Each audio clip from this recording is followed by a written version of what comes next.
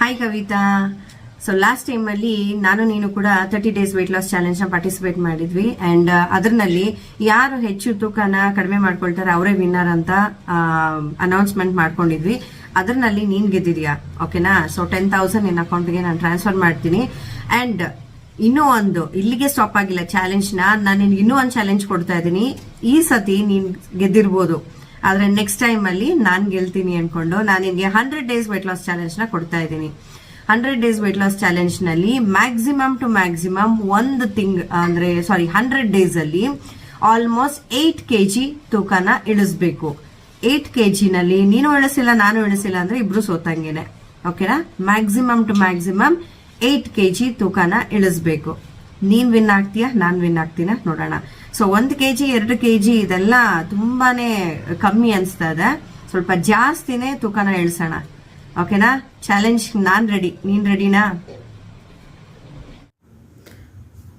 S, ನೋಡೋದ್ರಲ್ವಾ Nagaveni ಅವ್ರು ನನಗೆ 100 days weight loss ಚಾಲೆಂಜನ್ನ ಹಾಕಿದ್ದಾರೆ. ಮತ್ತೆ ಸೊ ಫಸ್ಟ್ ಚಾಲೆಂಜಲ್ಲಿ ನಾನೇ ವಿನ್ ಆಗಿದ್ದೀನಿ, ಅವರೇ ಅನೌನ್ಸ್ ಮಾಡಿದ್ರು. ಸೊ ಹಾಗಾಗಿ ಖುಷಿ ಆಗ್ತಾಯಿದೆ. ಬಟ್ ಇನ್ನೂ ಒಂದು ಚಾಲೆಂಜನ್ನು ಹಾಕಿದ್ದಾರೆ, ಮಿನಿಮಮ್ 8 kgನ ನಾನು ಇಳಿಸ್ಬೇಕು ಅಂತ.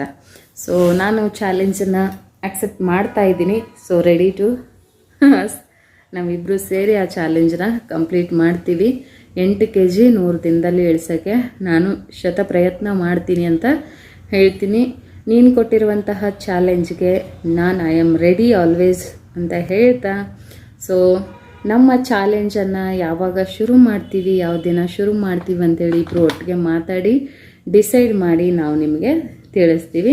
100 ದಿನದ ಚಾಲೆಂಜಸ್ ಹೇಗಿರುತ್ತೆ.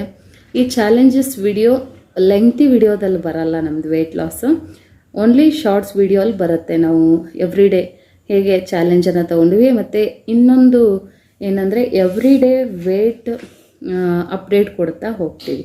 ಇವತ್ತಿನ ಫಸ್ಟ್ ಡೇ ಚಾಲೆಂಜಲ್ಲಿ ಎಷ್ಟು ಲೆಸ್ ಆಗಿದೆ ಅಲ್ಲಿಂದ ಹಿಡಿದು ಎವ್ರಿ ಡೇ ನಮ್ಮದು ಏನು ವೆಯ್ಟ್ ಗೇನ್ ಆಗ್ತಿದೆಯಾ ಅಥವಾ ಲಾಸ್ ಆಗ್ತಿದೆಯಾ ಅದರ ಅಪ್ಡೇಟು ತೂಕ ಮಾಡಿ ಅವತ್ತಿನ ಅಪ್ಡೇಟ್ ಅವತ್ತಿಗೆ ಕೊಡ್ತೀವಿ. ಇದೊಂದು ಇನ್ಕ್ಲೂಡ್ ಮಾಡ್ತೀವಿ.